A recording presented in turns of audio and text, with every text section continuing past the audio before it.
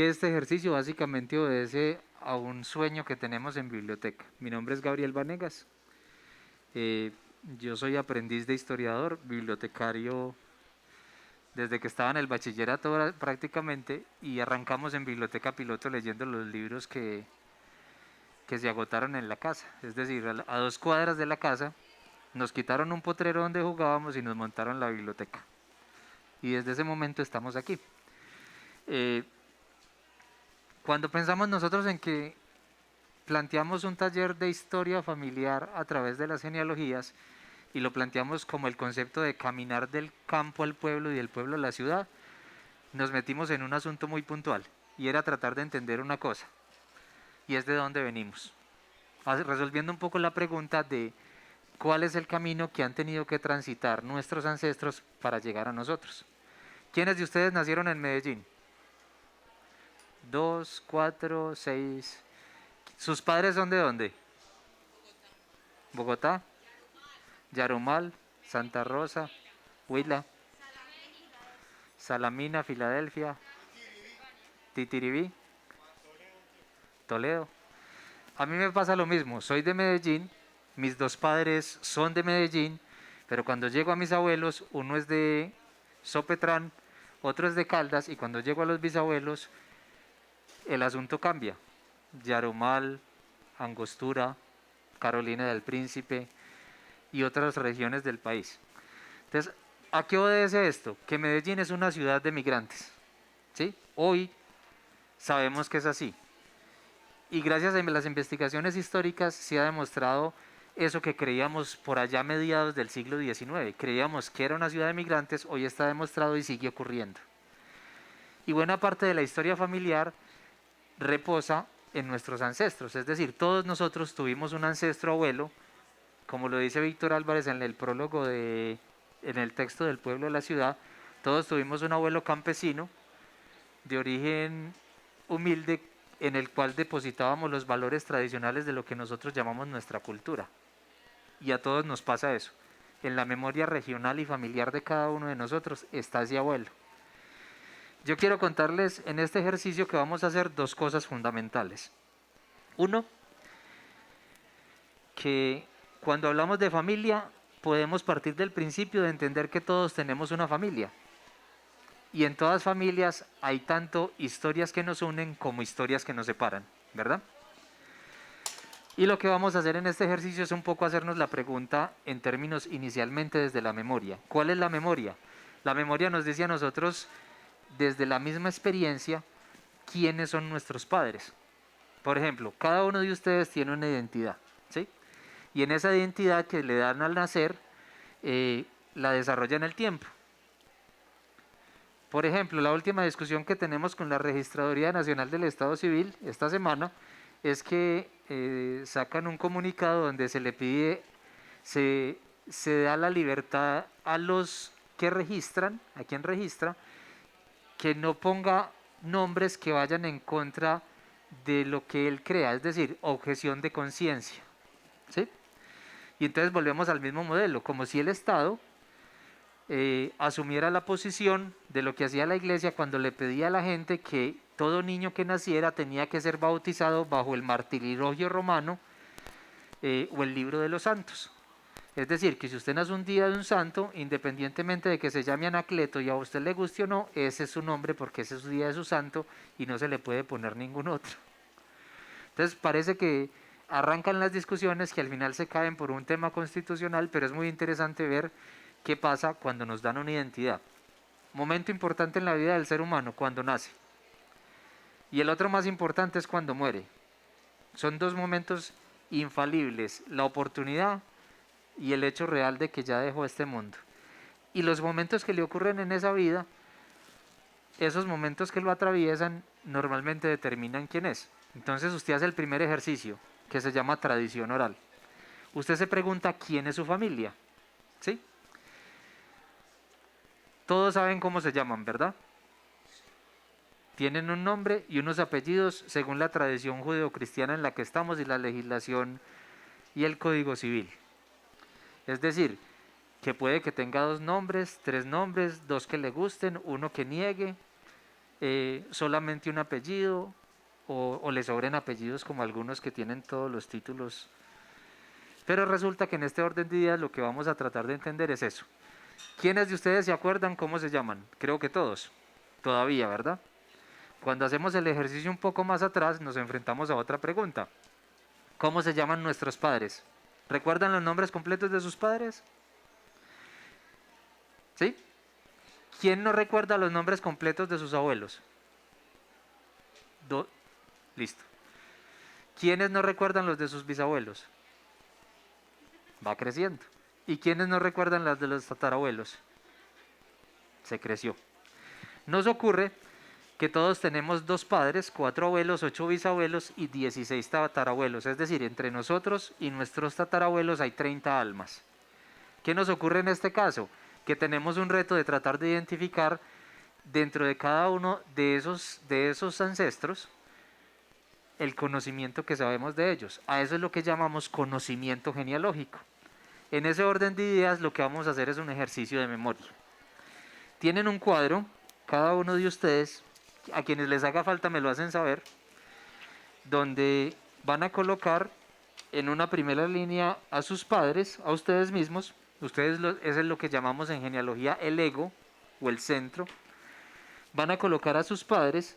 Como esto es un modelo judío-cristiano, el hombre va arriba y la mujer abajo. No tiene nada que ver con los temas de lucha de género, ¿listo? Y en la segunda línea lo que van a encontrar es arriba los 2 abuelos paternos y los 2 abuelos maternos. Y en la cuarta van a encontrar los bisabuelos. Entonces, ¿qué obedece esto? Vamos a establecer de cada persona, según la memoria que tengamos, que ojalá sea buena esta vez, cómo se llaman nuestros padres, cómo se llaman nuestros abuelos, cómo se llaman nuestros bisabuelos y cómo nuestros tatarabuelos. ¿Qué necesitamos saber de cada uno de ellos? Nombre completo y apellidos y lugar y fecha de nacimiento. Puede que cuando empiecen a hacerlo solamente se sepan uno o se sepan todos. Pero mientras van atrás en la memoria van a tener un problema, es que se les va a olvidar el asunto. Porque muchos de ellos, lo que pasa en sus familias es que ustedes los conocen de oídas. Es decir, alguien les contó, pero ustedes nunca los conocieron. O si los conocieron, ya los olvidaron. Y entonces pasa lo que decía Manuel Mejía Vallejo, que uno se muere cuando lo olvidan. Les quiero contar esta historia basados en 2 principios fundamentales. Uno, vamos a arrancar con una fotografía que fue tomada mucho antes que yo naciera.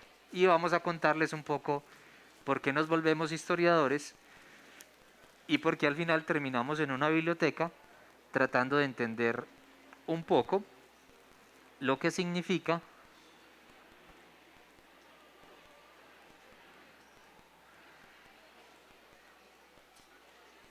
esta historia. ¿La ven? Les presento a una de mis tatarabuelas. Sí, claro, bien puedas. Sí.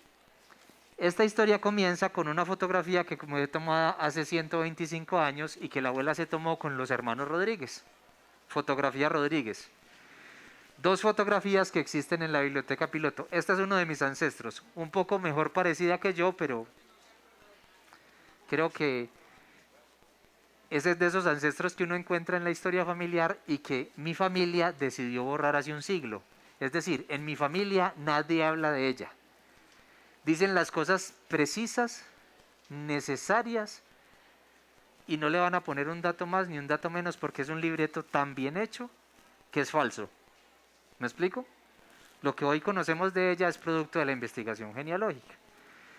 Entonces, lo que quiero contarles es que en ese ejercicio de indagar quién era la abuela, nos pusimos en la tarea de encontrar su historia, y en esa historia lo que hicimos fue ponernos un poco en la tarea de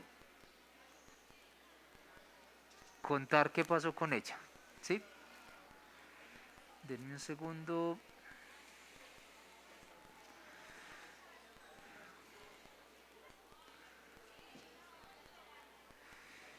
Les voy a contar la segunda.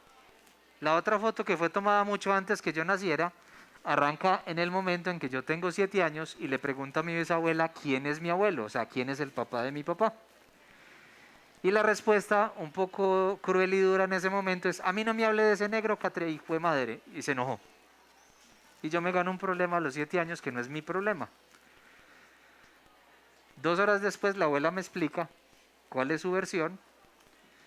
Y yo entiendo que a partir de ese momento, todas las fotos donde mi papá está cargado, el señor que lo carga está recortado de la foto o está sin cabeza. ¿Me explico? Es decir, en ese momento donde uno se está preguntando quiénes son los primos, los tíos, con quién juego, quién es la familia, me encuentro que mi familia arranca con un mensaje muy claro y que le dice al abuelo: usted no existe, usted murió para nosotros, usted no hace parte de esta familia. Y yo diría que en ese orden de días lo asesinan 2 veces, es decir, la vez que lo mata el paro cardíaco, en el cual termina sus días en la clínica del Rosario, y la vez que a sus hijos se les dice: aquí está su papá, y les está prohibido volver a su tumba. Claro, el álbum lo que da muestra es que hay un sentimiento que se llama en la cultura ira e intenso dolor. El mensaje que hay muy claro es que murió para esa familia. La pregunta es: ¿quién es el responsable? Y tenemos los sospechosos y las hipótesis y creemos saber qué pasó con ese asunto. Pero ahí es donde uno arranca con una pregunta que lo viene abordando hace 47 años y que nos pone en la tarea de investigar quién es nuestra familia. Por eso el ejercicio inicial de ustedes es acercarnos a su familia en términos de cómo la recuerdan. Y quiero que partan de un principio: la manera como la recuerdan puede que esté errada, puede que esté acomodada, puede que de ustedes de eso que recuerda del abuelo sea falso. Usted lo acomodó para que no le duela, porque la manera como se lo contaron era más cruel y echaba sangre. Entonces, en ese orden de ideas, lo que vamos a empezar es a investigar un poco quiénes son los ancestros, basados en un principio, y es en entender que hacer nuestro árbol genealógico implica conocer quiénes son ellos, tratar de establecer cómo vivieron, tratar de resolver las preguntas que hay alrededor de quiénes eran, pero sobre todo empezar a acercarnos a esa historia que aparece a veces lejana a nosotros. Y entonces usted se empieza a hacer las preguntas: venga, ¿a mí por qué se me encrespa el pelo? ¿Por qué soy de tal forma? ¿Por qué tengo tal temperamento? ¿Por qué mi salud es así y no de otra manera? Es decir, usted que hereda de sus ancestros, usted no hereda todo lo que quiere, sino lo que le toca. Y en ese orden de días entonces estamos viendo la posibilidad de aplicar este conocimiento genealógico a la posibilidad de que usted pueda construir respuestas sobre quién es su familia, qué enfermedades se transmiten a partir de las mujeres y cuáles a partir de los hombres, y eso qué consecuencias tiene en usted. ¿Me explico?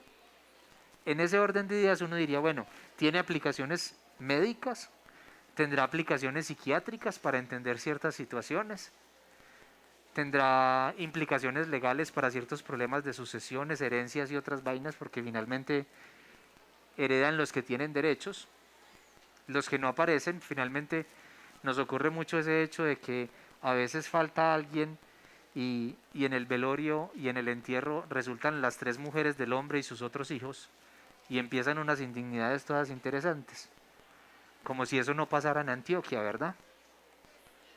Y es la realidad. Quiero que en este ejercicio hagan sus preguntas cuando las consideren, porque esto no es una charla, es un taller. Entonces lo que necesitamos es empezar a resolver esas preguntas. Hasta aquí creo que soy claro. Tenemos 2 motivaciones: mi abuelo decapitado en el álbum familiar, que todavía esa es una pregunta abierta, y mi abuela olvidada hace un siglo porque alguien decidió, que todavía la sociedad no ha puesto claridad en qué lugar del cuerpo se pone la libertad de las mujeres. Y en mi hipótesis, dentro del ejercicio en biblioteca, lo que creemos es que básicamente su desaparición silenciosa obedece a que tomó las riendas de su vida y que eso les llevó a esas consecuencias. Es decir, quienes la borran de su propia familia son sus dos hijas mayores. ¿Vale? Entonces, si vamos a hacer un ejercicio un poco puntual, quisiéramos establecer en un mapa quiénes son sus familias. Es decir, ¿de dónde vienen ustedes? Por ejemplo, ¿hoy viven dónde? ¿En qué localidades viven en Medellín o en su área metropolitana? ¿O alguno vino desde Japón a este taller como nos ocurrió la última? Río Negro. Río Negro. Belén. Medellín. Ok. Tolima. Ok. Bello. Ocurrió una cosa muy sencilla, la gente camina. Y antes caminaba más que ahora. Ahora la gente cansa más caminando. Tiene que ver con el problema de usar zapatos, porque antes andaban con la pata al suelo y el camino eran 7 leguas diarias por lo menos y no pasaba nada. No, no, no todo el mundo tenía mula ni moto. Pero nos ocurre una realidad. Piensen en una cosa, el primer ejercicio es tradición oral. El segundo obedece a qué fuentes tienen ustedes en su haber. Y entonces quiero que escuchen esto.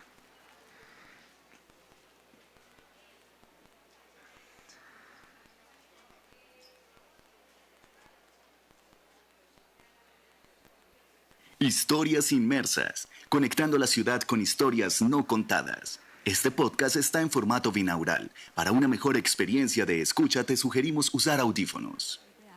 Cuando nosotros pensamos en nuestra abuelita, en nuestra mamá y en nosotros, ¿cuál fue la vida que le tocó a cada una de ellas vivir? Desde los 7 años que me intenté acercar a la historia familiar, me enfrenté a la primera pregunta, que era quién eran mis parientes y cuáles eran los primitos para ver cómo podía jugar con ellos. Cuando le pregunté a mi bisabuela quién era mi abuelo paterno, la respuesta fue un poco dura y tosca y me gané un problema. Por eso me volví historiador. En ese orden de ideas, cuando me he acercado a la historia de mi abuela, de una de mis tatarabuelas en este caso, que es María Segunda Avena, surgen muchas preguntas. ¿Dónde nació?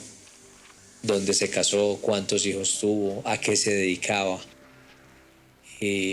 ¿Por qué resultó de nacer en Carolina del Príncipe y cómo llegó a Angostura? ¿Por qué emigró a Medellín?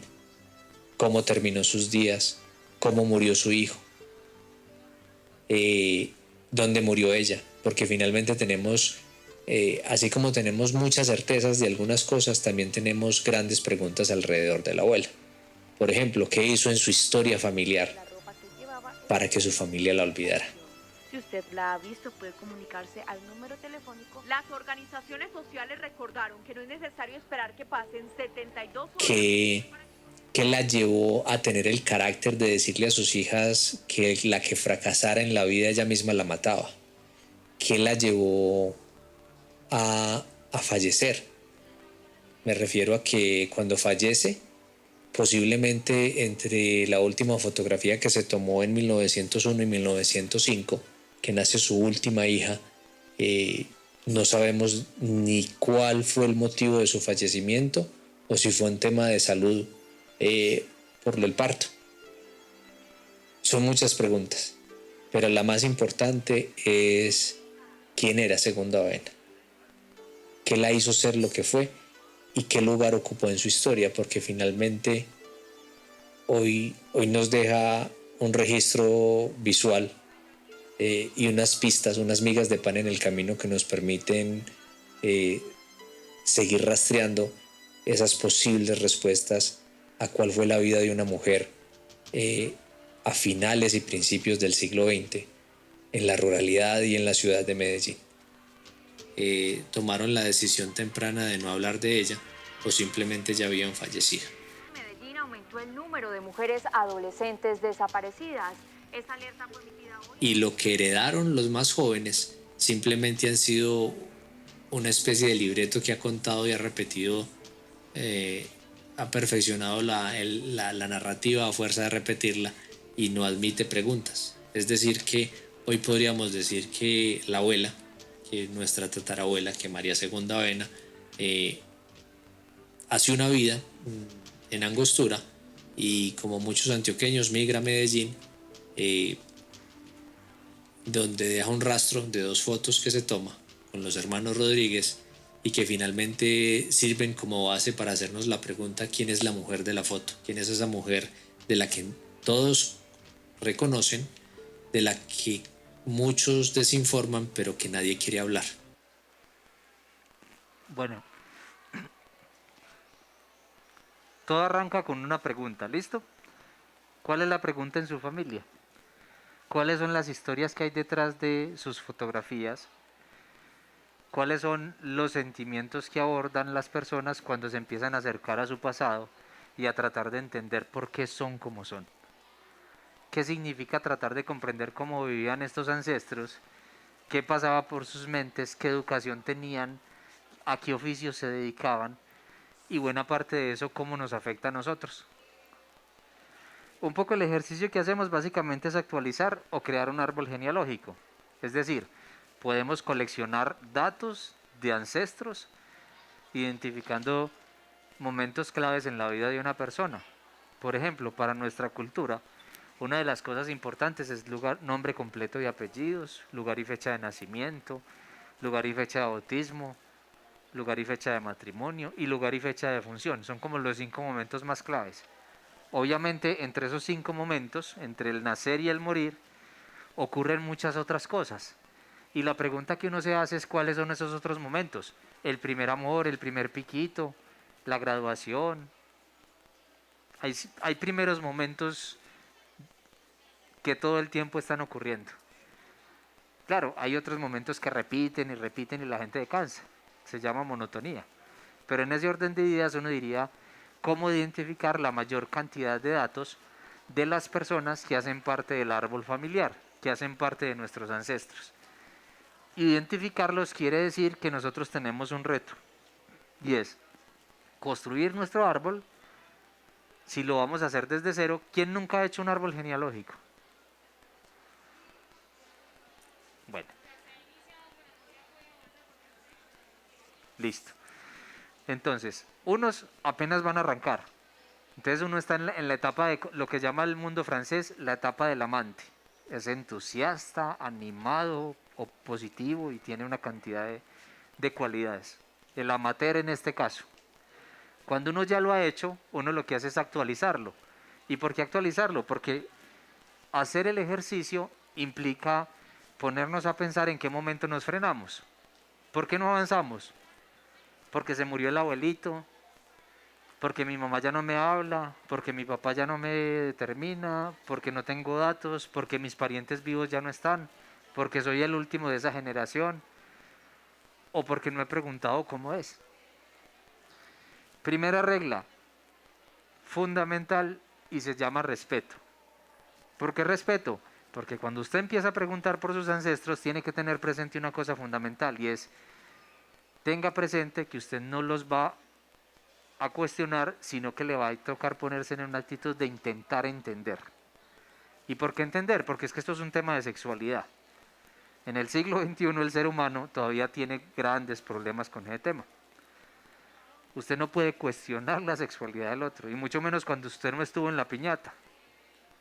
¿Sí? Gracias a que 2 o 3 se tiraban piedritas en el río, estamos aquí. Entonces hay que partir de un principio de reconocer que la historia familiar parte de personas que tomaron decisiones, y gracias a esas decisiones estamos hoy aquí. Entonces un ejercicio fundamental es preguntarnos quiénes son, pero el segundo que tenemos es entender que ahí vamos a encontrar historias. Unas historias que nos gustan, unas historias que no nos gustan, y tendríamos que reconocer que en nuestro caso las historias familiares implican reconocer una cosa, y es: cuando usted mueva el árbol, puede que del árbol caiga algo que no le guste. Y aparte de que no le gusta, parta de un principio fundamental: no pretenda que su árbol esté lleno de santos, porque en su árbol puede haber de todo. ¿qué oficios tendrán ustedes? Entonces yo diría, ay, bueno, puede haber un abogado, puede haber un médico, un ladrón, un pícaro, un sinvergüenza, de todo. Desde bibliotecarios, curas e historiadores hasta músicos, libertinos y poetas. O sea, va a haber de todo. Entonces, ojo con ese asunto. La familia no es la familia de un santo. Puede la que nos pasa a nosotros, que a veces, por ejemplo, los Montoya en mi familia, a veces sacan el libro de Gustavo Montoya, que habla de la montoyería, entonces voltean la segunda edición y dicen, vea la madre Laura, y entonces dicen, ah, maravilla, tenemos santo en la familia. Y eso es bueno, ¿por qué? Porque ya reconocemos que la santa es ella y no nosotros. Entonces ahí aterriza uno el asunto. Segundo reto interesante, y es que cuando nos acercamos a la historia, tenemos que partir de la pregunta es, ¿usted cómo demuestra que es usted? Porque usted tiene una identidad que ha adquirido bajo el registro civil, en el caso colombiano. Condición del registro civil, no puede tener dos condiciones contrarias. Es decir, o usted está vivo o está muerto, pero no puede tener las dos a la vez, ¿verdad? Igual que en el tema del amor, o usted está soltero o está casado, o vive en pecado o en unión libre, como dicen algunos. Pero o tiene una condición o tiene la otra, pero no puede tener las dos. No, a veces conviven las dos, pero desde el ilícito, como dice el cura. Entonces tendríamos que entender que esas condiciones de tener una nacionalidad, de tener una identidad, un nombre y unos apellidos les permiten a ustedes identificar las personas. Lo primero, ¿qué demuestra que usted se llama como se llama? Uno diría que el documento de identidad, ¿verdad? Una partida de bautismo, para algunos casos. Pero resulta que usted tiene que demostrar eso. Entonces, usted arranca con usted. ¿Qué documentos tiene usted que demuestren que usted es usted? Y entonces ahí es donde empieza el reto que usted tiene de tener. Uno, un diario de campo, es decir, una libreta, nada de hoja suelta, siempre un documento, un texto que le permita ir llenando el día a día de su investigación, donde usted pone fecha de hoy y usted dice, hoy estuve en el taller de historia familiar a través de las genealogías, en la fiesta del libro, en el Salón La Piloto, en Medellín. Y arranca. Cada que le surja una pregunta, anótela.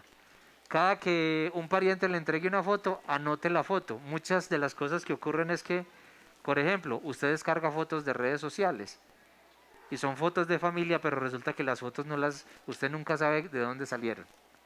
Usted no sabe quién se las entregó. Entonces es un reto tratar de mirar cuando usted revisa bibliografía, cuando usted lee textos, cuando usted hace entrevistas, cuando saca nuevos documentos, tiene que integrar esos documentos y ese material a la investigación que está haciendo. Entonces, su mejor amigo es su diario de campo, porque el diario de campo le permite ir llevando el día a día de su investigación. Y sobre todo que cuando necesite empezar a redactar, va a saber de dónde vienen las cosas que necesita y que encuentra ahí. ¿Me explico?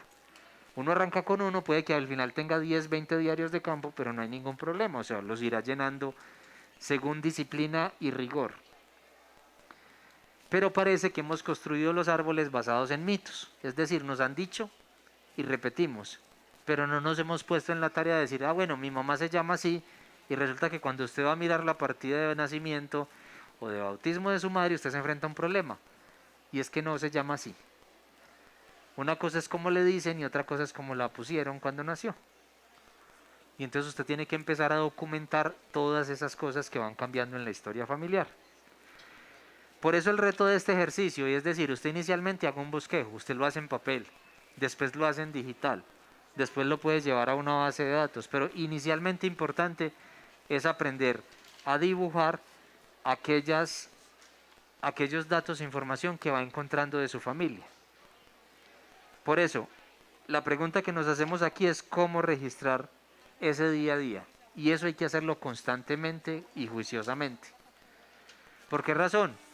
Porque si no pone las pistas de dónde encuentra las cosas, de cómo las encuentra y de dónde vienen, se va a perder en el camino.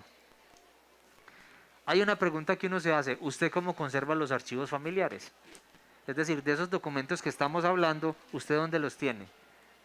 doblados en la billetera, metidos en un cuaderno, debajo del colchón. ¿Y qué pasa con los documentos? Y fuera de eso, ¿qué pasa con las fotografías? Por ejemplo, nosotros tenemos el archivo fotográfico de la Biblioteca Piloto.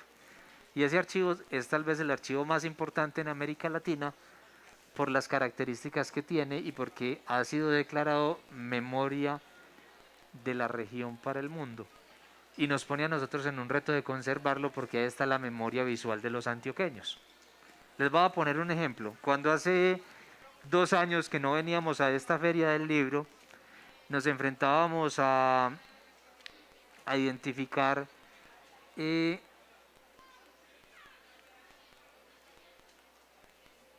podíamos hacer en este caso. Nos encontrábamos este tipo de imágenes. Por ejemplo, esta es una imagen de una de las familias más numerosas que tenía Antioquia. ¿Qué modelos de familia les tocó a ustedes?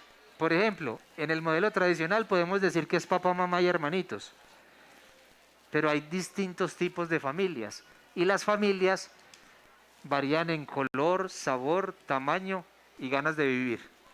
Entonces, ¿qué tenemos? Necesitamos identificar qué familia nos tocó. Por ejemplo, puede que usted sea hijo único y listo. Pero también puede que le ocurra que usted se enfrente al hecho. Hola. Sí. Claro. ¿Cuál es su familia? Por ejemplo, esta es una muestra de fotografías familiares que tiene el archivo fotográfico de la biblioteca. En el caso de ustedes, ¿tienen una foto familiar? ¿Es reciente? ¿O la foto más antigua de la familia cuál es? Por ejemplo, ¿dónde están sus parientes en estos momentos? Nos hacíamos esa pregunta, ¿por qué? Porque parte importante de la investigación familiar tiene que ver con dónde están sus archivos fotográficos. Las personas tenían un álbum, ¿verdad? Usted se sentaba en la casa, iba de visita y se enfrentaba al hecho de que le mostraban el álbum. Lo más peligroso del álbum era cuando alguien iba a traer algo de tomar y se empezaban a perder las fotos.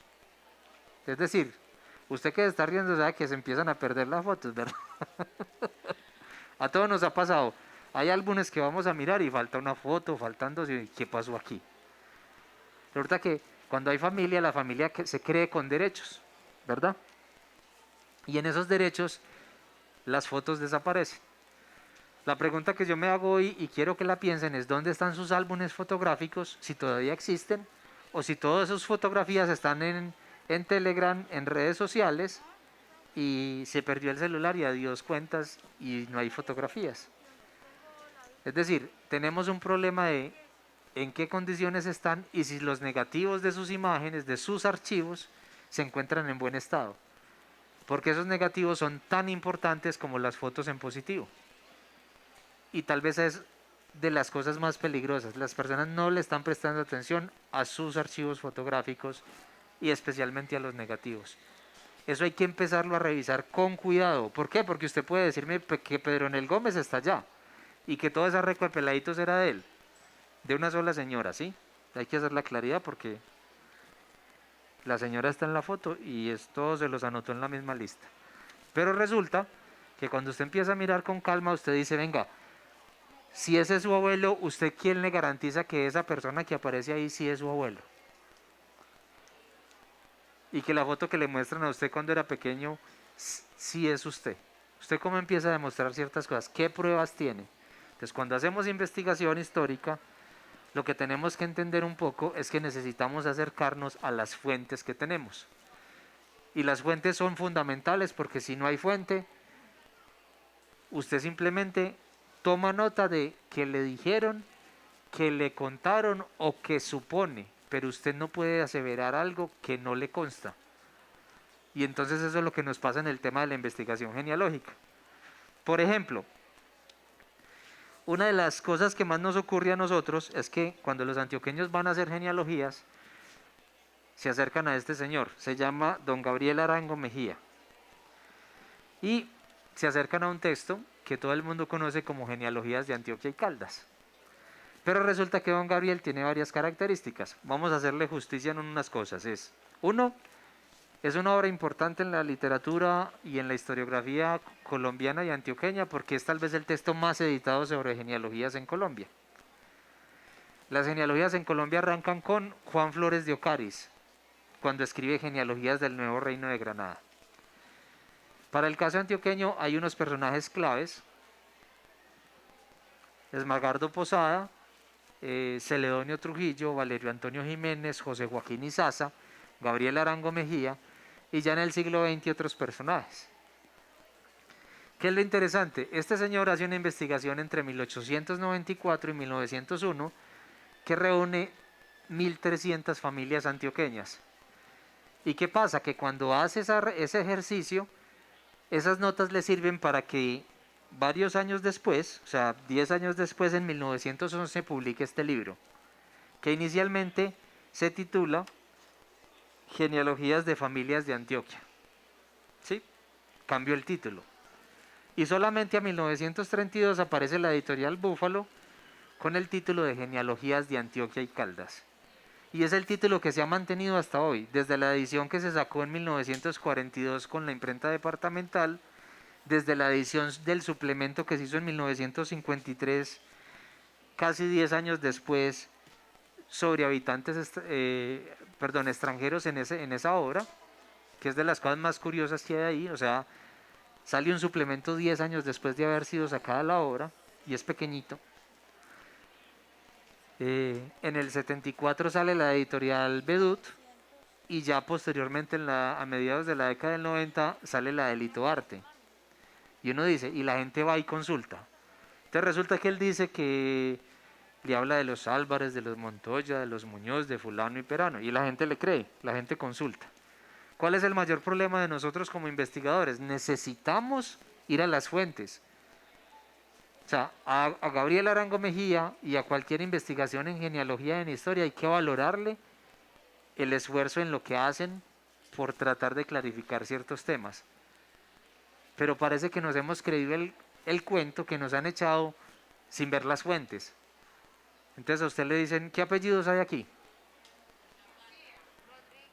Zapata, Rodríguez, Quintero, Duques. Ok. Y otras hierbas, porque hay unas cosas muy interesantes. Y uno se va a mirar el asunto y se puede hacer la pregunta, ¿cómo llegó su apellido a usted?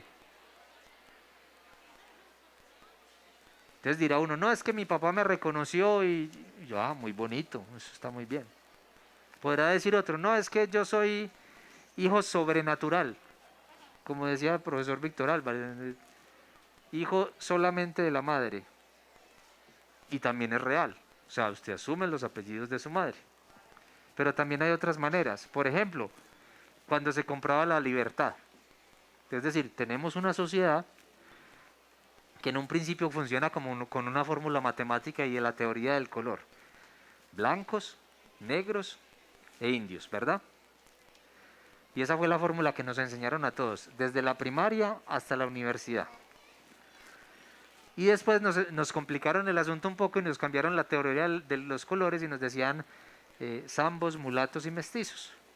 Y cuando eso se empezó a mezclar y más y más y más, los llamaban libres de todos los colores. Y entonces uno diría, bueno, ¿y entonces? ¿A usted por qué se le encrespa el pelo? Por una cosa sencilla. Somos una mezcla de muchas cosas. Y esa es la gran riqueza que tenemos. Pero todavía peleamos con eso. Todavía queremos blanquearnos a veces. ¿Han notado que en las familias cuando nace alguien que es un poquito más claro de ojos y un poquito más rubio, ese es el que todo el mundo carga, mima y tan lindo el niño? Y es porque en esta cultura tenemos una tradición de no reconocer de dónde venimos.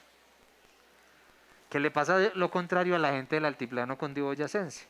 Es decir, aquí hay una mayor integración de la raza negra a la cultura antioqueña, y en el caso del altiplano hay una mayor integración de lo indígena. Por eso cuando usted lo van a insultar aquí, no solamente le arrean la madre, sino que le dicen de qué color es. Y cuando usted está allá se lo dicen distinto, pero le sacan el indio, ¿verdad? ¿Sí lo han notado?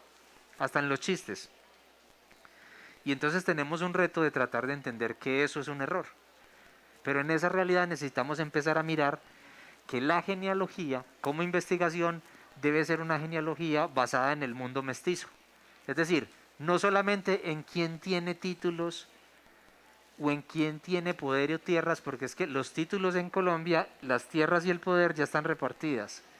Inclusive hay porcentajes muy claros de quién las tiene y para qué las usa. Que eso ya será otra discusión en términos de lo social, pero para nuestro caso, yo siempre hago la pregunta, ¿existe algún noble entre nosotros? Yo creo que no. ¿Quién se cree mejor familia, por favor? Superado el prejuicio, necesitamos empezar a construir las genealogías de la gente de a pie. Es decir, no solamente de quienes son importantes, de quienes son visibles, de quienes políticamente definen este país, sino de las personas que habitan los territorios. ¿Por qué es importante? Sencillo, porque cada que usted hace su genealogía, ese arbolito, en el sitio donde usted vive, ¿qué es cuál? Usted vive en Villahermosa, en Medellín. Entonces yo me sueño una cosa, ¿qué tan bueno hacer la historia de Medellín basado en arbolitos? Que si alguien vive en Besbia, en Copacabana, o sea, que empecemos a pensar en que los arbolitos van acompañados de microhistorias. Y las historias basadas en la narrativa histórica y literaria lo que permiten es sumar como microhistorias a una historia total. Es decir, que si en Villahermosa logramos hacer 30 arbolitos, de pronto en esos 30 arbolitos seguramente va a aparecer mi abuelito, el que le mocharon la cabeza en la foto. Porque el infarto lo cogió fue ahí enseguida del parque, detrás de la iglesia. Y lo curioso es eso, que usted puede empezar a construir la historia local basado en las historias familiares que se sustentan en los árboles genealógicos, pero basados en fuentes. Y entonces usted dice, ¿cómo hacemos ese ejercicio? ¿Cómo averiguamos de dónde viene la gente? Entonces, una cosa fundamental es tratar de mirar, como les digo, acercarse a la tradición oral. Es importante empezar a entrevistar a sus ancestros, a entrevistar a sus pares, empezar a tomar nota de quiénes son esas personas que habitan las familias y tratar de mirar las fuentes. Y las fuentes nos han dicho que finalmente hay genealogistas que han hecho ejercicios de construir textos como estos, donde usted los consulta, pero hay que aprender a leer genealogías, hay que aprender a leer la historia y hay que acercarse a las ciencias sociales y humanas para entender, por ejemplo, qué hacía que la abuela en algún momento nazca en Carolina del Príncipe, tenga sus 2 hijos en Angostura y termine al final sus días en Medellín. Y que en el último año, a pesar de que llevamos 30 años preguntando sobre esa historia, sus familiares hoy quieran contar las 5 maneras como murió la abuela. Y todos son diferentes. Es decir, todos tienen la certeza de saber cómo murió. El primero y la más asombrosa es la que dice que murió de mal de ojo. ¿Quién sabe cómo muere uno de mal de ojo?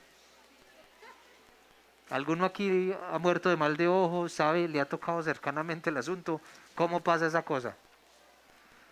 Y entonces cuando uno empieza en el tema de los ritos y las creencias, empieza a encontrar cosas como esas. La primera versión es que murió de mal de ojo. La segunda es que murió envenenada. La tercera murió a cuchillo. Después murió a bala. Y han surgido versiones. Pero ninguna tiene el valor de decirle, mire, es que esta es la fuente. Por eso ahorita estamos tratando de encontrar su acta de defunción, entendiendo que los 2 últimos sitios donde estuvo fue Angostura y Medellín entre 1989, que se tomó una de las fotografías, y el nacimiento de su hija en el año de 1905, y por eso queremos saber quién era la abuela. Es decir, su familia la borra, se toma 2 fotos en el archivo de la biblioteca, que hacen parte de la memoria regional del mundo. Por eso los invito a que cuando quieran saber sobre la memoria visual de los antioqueños, vayan al repositorio que tiene la Biblioteca Pública Piloto, consulten nuestro archivo fotográfico y se pregunten si sus ancestros están ahí, porque ahí tenemos más de 35 fondos fotográficos que obedecen a buena parte de la historia de esta sociedad, y en esos fotógrafos está reflejado muchos de los hechos que acaban de ver, muchas de estas familias, y que muchos de esos pueden ser sus ancestros. Entonces la pregunta que les hago es esa, invitarlos a que hagan un ejercicio de consultar, pero sobre todo de empezar a escribir la historia familiar. O sea, es necesario empezar a contar historias. Las historias de los objetos que les permiten evocar la memoria, las historias familiares. Además, porque la historia familiar parte de un principio, no todas las historias son agradables, hay historias que duelen y que atraviesan y que nos troquelan la vida, pero necesitamos empezar a recuperar la memoria y entender que en la medida que nos acerquemos a la propia historia familiar, podemos contarle a los más jóvenes de dónde venimos. Yo, por ejemplo, tengo un reto y es que hoy con el ejercicio de historias inmersas venimos desarrollando esta historia, no solamente con las 2 fotos que la abuela se tomó, lamentablemente para sus ancestros se tomó las fotos y existen y están conservadas.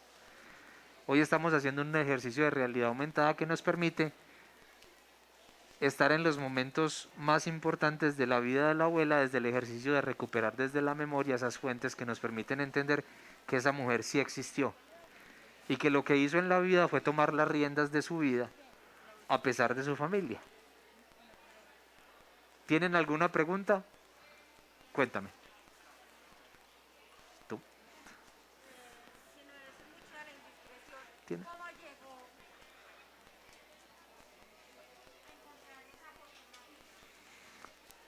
Señora. Si no es mucha la indiscreción. Está prendido. Ahí. Si no es mucha la indiscreción, preguntar cómo llegó a encontrar esa fotografía. ¿Cómo la llegué a encontrar? Pues una vez estaba entrando como usuario, estaba de estudiante de historia, entraba a Biblioteca Piloto y me encontré una señora que se llamaba Gabrielita. Gabrielita no era de Melitón Rodríguez, trabajaba con la Piloto en el archivo porque el archivo llegó a la biblioteca y le conté mi historia, mi triste historia en ese momento y ella me dijo, sí, yo la conozco. Entonces yo le pregunté a mi compañera de trabajo, a Jacqueline García, y resulta que más o menos, yo siempre exagero, pero yo creo que fueron no 8 años, yo siempre digo que son 10 años, pero fueron más o menos 8 años. Y a los 8 años ella me llama y me dice, mire, le encontré la foto. ¿Y por qué la encontró? Porque la foto estaba en restauración, se había quebrado, no es esta, es otra que tenemos ahí. Identificamos la foto que hacía parte de la historia familiar de María Segunda Baena. ¿Por qué era importante para nosotros? Porque esta señora, denme un segundo, les muestro.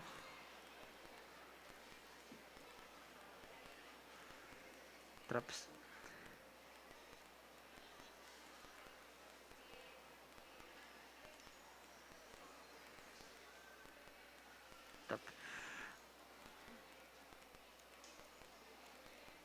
No, no parece. Se tomó las fotos, quedaron ahí y las hemos ido recuperando. Entonces, tal vez en medio del gran conflicto de que su familia la borrara de la historia familiar, lo que tenemos hoy es que gracias a que se tomó esas 2 fotos y que están en el archivo fotográfico de la Biblioteca Piloto, hoy podemos decir que sí existió y que hemos estado encontrando las pistas que dejó en el camino, no por su familia, sino por todos aquellos caminos que recorrió para llegar a nosotros.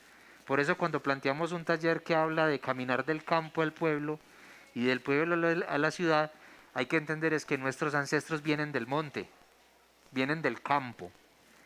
Y inicialmente hicieron un desplazamiento hacia los pequeños pueblos o caseríos. Y después les dio por venirse para este pueblito que iba creciendo, que se llama Medellín, y por eso hoy esto es una ciudad de migrantes. No sé si eso resuelve su pregunta. Vale, maestro. Oye, gracias por la charla. Mi pregunta es porque yo hace un par de años empecé el proceso de entrevista a algunos familiares sobre el árbol genealógico y me estoy apoyando además en una aplicación que se llama Ancestry, que quizás conoces, no sé.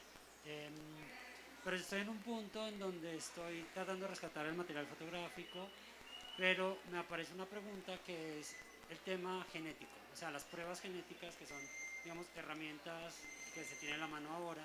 De pronto en Colombia no, pero potencialmente pueda llegar algún servicio de análisis de material genético y no sabía muy bien cómo incorporar esa información en caso de que pudiese hacerla a distintos miembros de mi familia en una construcción de aficionado, pues, de genealogía.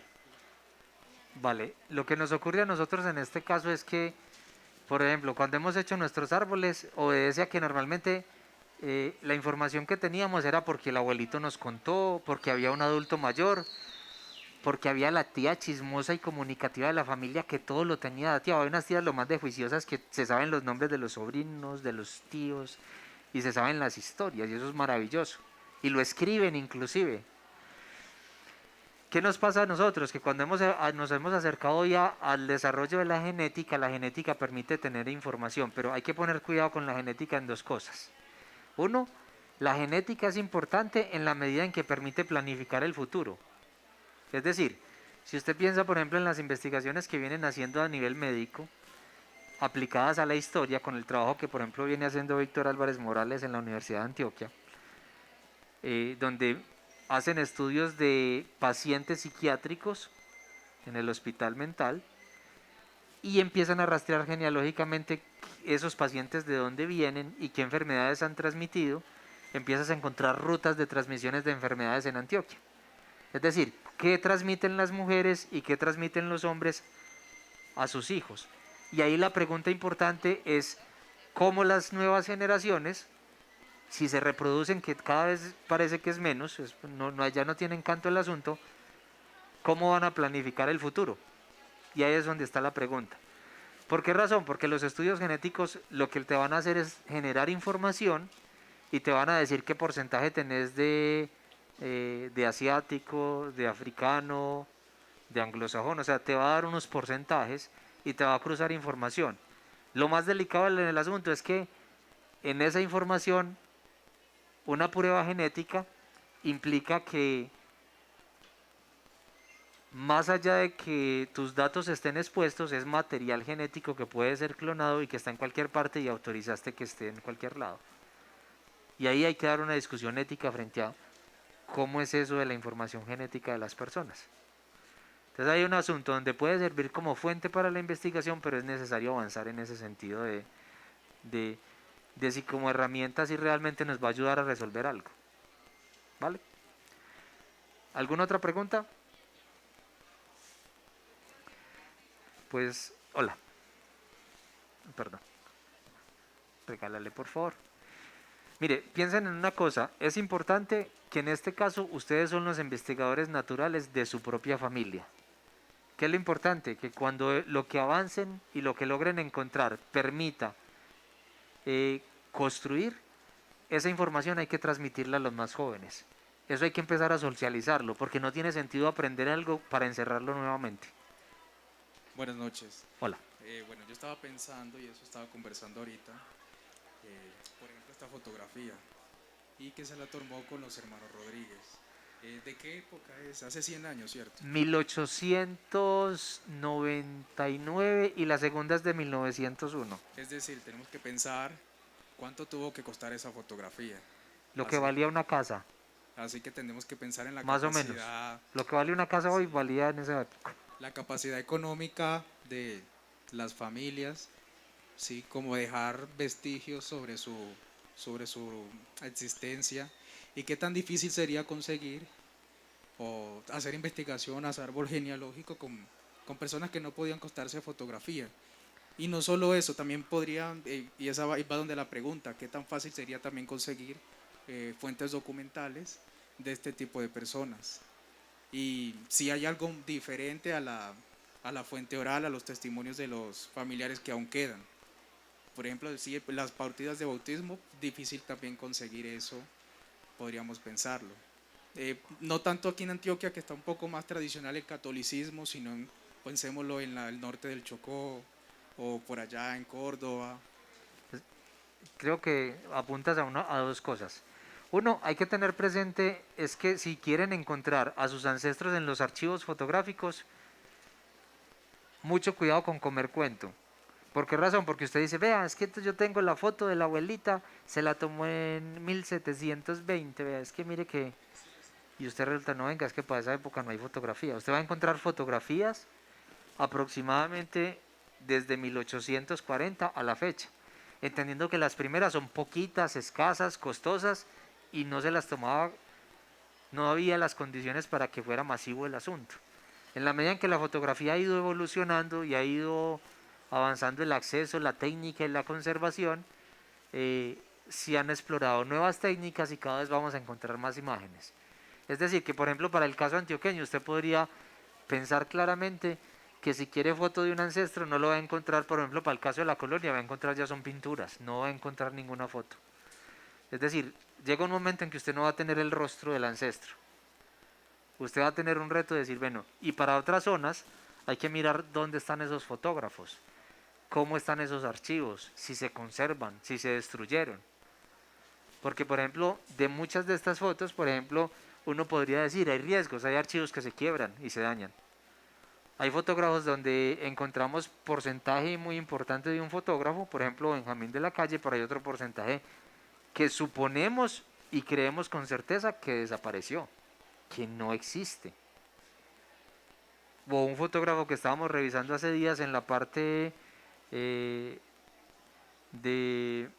Barranca Bermeja, que finalmente él se conoce una fracción de, de su fotografía, una cajita, porque desde la misma tradición oral se conoce el hecho de que en algún momento en una borrachera llegó a la casa y empezó a quemarlas y a dañarlas.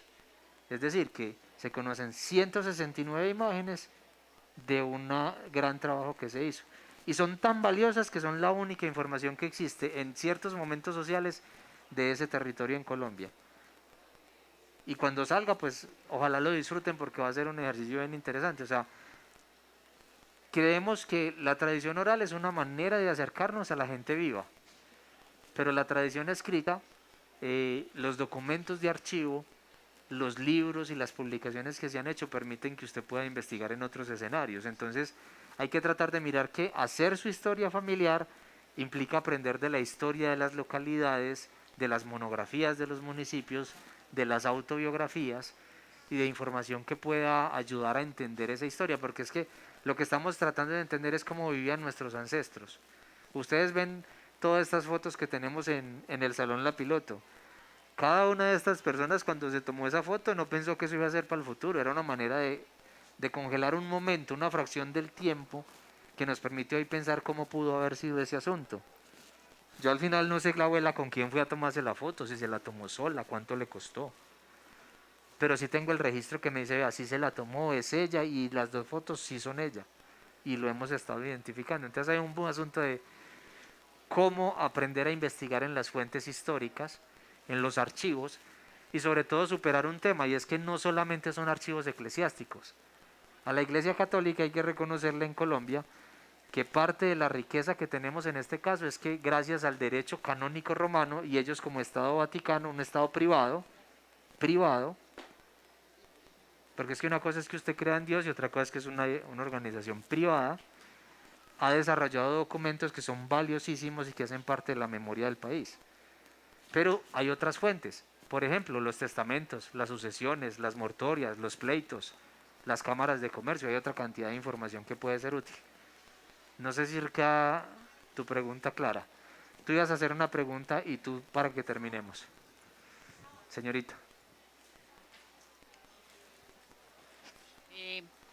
Un asunto que es como mágico o interesante en la genealogía es que recojamos o pensemos que aunque en este cuadro no sepamos los datos del bisabuelo, de la tatarabuela, ellos están en nosotros. Mucho de lo que elegimos como profesión, la pareja que elegimos, el estilo de vida, la familia que conformamos, las afecciones en salud, las causas de fallecimiento vienen de nuestros antepasados, vienen por esas ramitas del arbolito que vos nos ilustrabas. Entonces yo ahorita decía, ay, no tengo datos de mis bisabuelos, pero están ahí. Cuando recreemos el árbol, los vamos a poner, así sea sin datos, porque están ahí. Y somos parte de nuestros antepasados. Esa es la magia de la genealogía. Por eso es interesante como devolvernos, porque tenemos preguntas. ¿Por qué en mi familia hay tantos maestros? Por ejemplo, ¿sí? ¿Por qué en mi familia las causas de muerte generalmente han sido ciertas enfermedades? todo eso viene de los antepasados y es la magia que nos regala la genealogía. Sí, y sobre todo que hay que pensar en una cosa. Recuerden que la genealogía es una disciplina auxiliar de la historia. Aquí hay que acercarnos es a la historia. Y la historia como disciplina es una historia que cada vez está más cercana. No es solamente la historia de las batallas y los héroes y los líderes, es la historia cotidiana. Entonces hay que empezar a seguir investigando ese asunto y a ver en qué medida empezamos a mirar qué es eso que heredamos, que a veces no nos gusta, pero que realmente viene desde la genética, desde la tradición, desde la cultura. Muchas gracias. ¿Tú tenías una pregunta? ¿Ya? ¿Tú? Él tiene una última. Buenas tardes. Hola. Bueno, yo tengo obviamente como todos, o la mayoría, dos apellidos. Sí. Y reconozco partes de los bisabuelos. Pero como bien lo decías con el tema de la mezcla, el mestizaje, pues esos apellidos sí nos acompañan como antioqueños, pero quisiera saber qué tan reales son estos apellidos cuando se ha dado este mestizaje, o sea, que alguna vez fueron heredados o fueron por evangelización, ¿cierto? Nuestros indígenas evangelizados que tomaron apellidos y todo esto. Entonces, yo tengo dos apellidos y obviamente reconozco parte de mis ancestros, pero no siento como tan identificado cuando uno empieza a conocer la historia y se da cuenta que esos apellidos que uno tiene puede que sí sean de mucha data o realmente tengan 150 años, 200 años.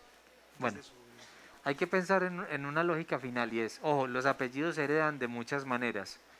Una primera es el reconocimiento.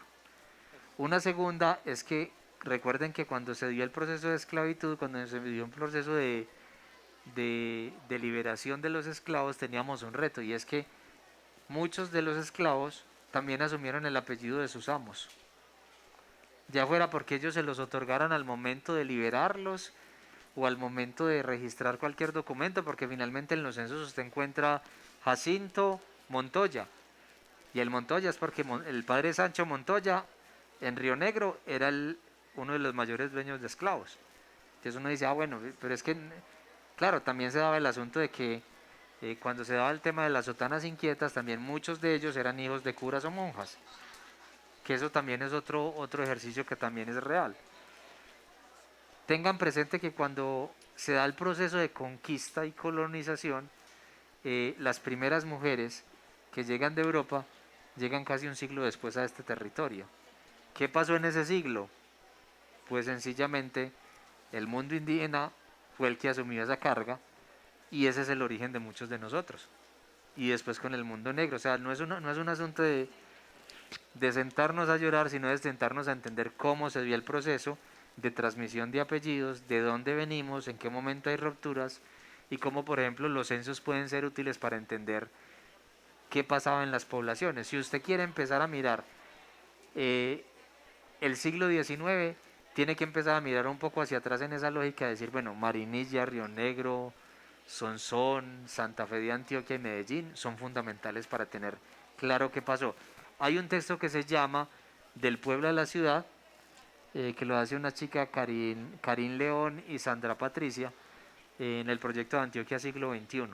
Ese texto tiene una cosa maravillosa y es que reúne más de 62.000 registros de información que muestra cómo se dio la migración de 5 subregiones de Antioquia, analizan 10 municipios y empiezan a mirar cómo toda esa gente vino a dar aquí. Y tiene una base de datos bellísima que permite saber cómo llegaron esas familias. Yo, por ejemplo, he encontrado varias tías radicadas en la nororiental en su momento y que después se asentaron en otras zonas de la ciudad, pero cuando llegaron allá, esos registros dan cuenta de dónde se casaron al llegar a la ciudad.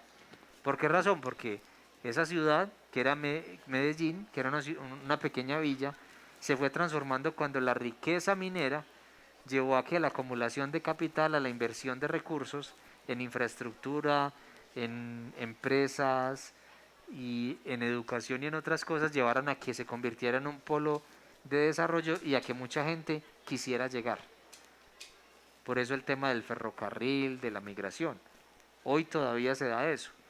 Hoy la pregunta que nos tendríamos que hacer, ¿qué es lo que está pasando hoy con el tema de la migración? Porque indudablemente nuestros futuros árboles estarán llenos de migrantes que vienen más de Venezuela, de Haití y de otras zonas. Es decir, esto sigue cambiando, pero tenemos que empezar a rastrear eso antes de que se haga invisible en el tiempo. Muchas gracias por estar en este ejercicio. Los esperamos en Biblioteca Piloto. Nosotros tenemos este taller mensualmente, lo hacemos en ciclos de 8 a 9 sesiones y normalmente se inscriben y lo hacemos virtual en los días martes y jueves de 2 de la tarde a 4 de la tarde. Si tienen alguna duda, me escriben y nos ponemos de acuerdo. ¿Vale? Muchas gracias a ustedes, que están muy bien. Agradecemos su presencia en esta actividad y les invitamos a recorrer los demás espacios de la fiesta. Para los interesados, en breves minutos tendremos en este mismo salón Conversemos de Política. En esta casa sí se habla de política, fútbol y religión.